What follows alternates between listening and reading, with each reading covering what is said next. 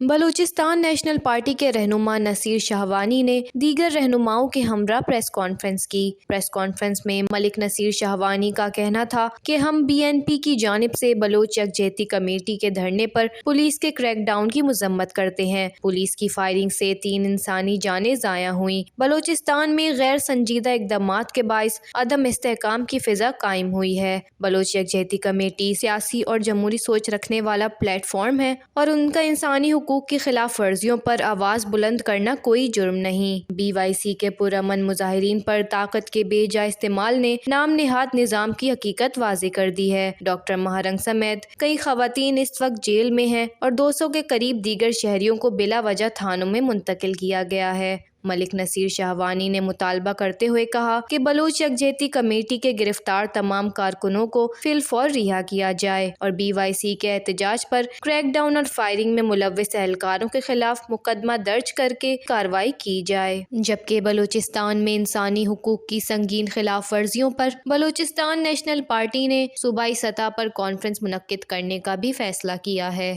وش news, Quetta, Balochistan.